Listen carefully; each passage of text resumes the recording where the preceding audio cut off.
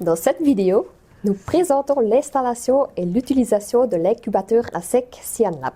Nous avons une vidéo dédiée sur le paramétrage des programmes. Dans la boîte, nous trouvons le manuel d'utilisation, l'alimentation électrique avec le cordeau d'alimentation et l'incubateur à sec Cyanlab. Commençons par le lieu approprié pour l'installation. Choisissez une surface stable et horizontale. Assurez-vous d'avoir un espace libre d'au moins 5 cm autour de l'appareil pour la circulation d'air. L'environnement doit être exempt de poussière et entre 18 et 28 degrés. Pour la stabilité thermique, évitez la lumière directe du soleil et gardez l'appareil hors des flux d'air. Assemblons l'alimentation électrique et raccordons l'instrument. Connectez le cordeau d'alimentation au bloc d'alimentation électrique. Retournez délicatement l'instrument à l'envers. Vous trouverez la prise d'alimentation sur la base de l'instrument. Connectez l'alimentation électrique. Guidez le câble à travers l'un des espaces libres et assurez-vous que ce noyau se trouve dans l'espace situé sous l'instrument. Branchez l'alimentation à la prise de courant. Maintenant, vous pouvez allumer l'instrument à l'aide du bouton situé à l'arrière. Attention, le bloc peut devenir chaud, ne vous brûlez pas. L'incubateur peut charger 20 tubes et pour chaque tube, il y a une représentation graphique sur l'écran. Une matrice de chiffres et de lettres sur le bloc et sur l'écran permet une identification rapide des tubes. Sur le côté droit de l'écran, vous voyez les programmes.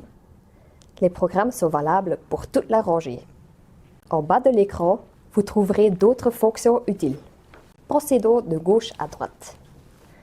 Le bouton buzzer permet de différencier 3 options. Tous allumés. Pour chaque tube, une alarme sera émise. Le buzzer simple est uniquement pour le minuteur global. Nous en parlerons plus sur le minuteur global dans un instant. Ou pas de son du tout. Le point suivant est la température du bloc chauffant entier. Appuyez sur le chiffre pour insérer la température souhaitée. La plage est comprise entre 25 degrés et 60 degrés. La couleur de la température indique l'état actuel. Bleu signifie que la température est inférieure au réglage. Vert signifie que la température définie est atteinte. Et orange ou rouge indique que la température est supérieure à la température programmée. En cas de grande différence entre la température actuelle du bloc et la nouvelle cible, un cadre rouge apparaît temporairement à l'écran autour du bloc chauffant. Ce chronomètre est le minuteur global. Vous pouvez modifier la valeur en tapant sur les chiffres. Lorsque vous appuyez sur le bouton Start, le compte à rebours du minuteur global commence. Vous pouvez mettre en pause le minuteur global et le redémarrer. En fonction de votre choix de buzzer, un signal audio est émis lorsqu'il atteint 0. Le minuteur continue de compter négativement afin de savoir combien de secondes se sont écoulées depuis que la cible a été atteinte. Le buzzer continue de sonner jusqu'à ce que vous appuyiez sur Stop. Ce bouton de réinitialisation annule la dernière action que vous avez effectuée. Par exemple, si vous avez accidentellement touché le mauvais cercle.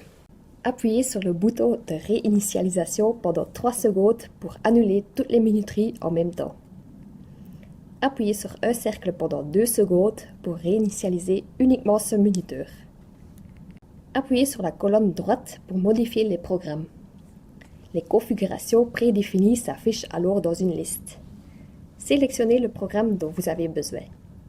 Nous avons une vidéo dédiée pour expliquer comment modifier ces programmes.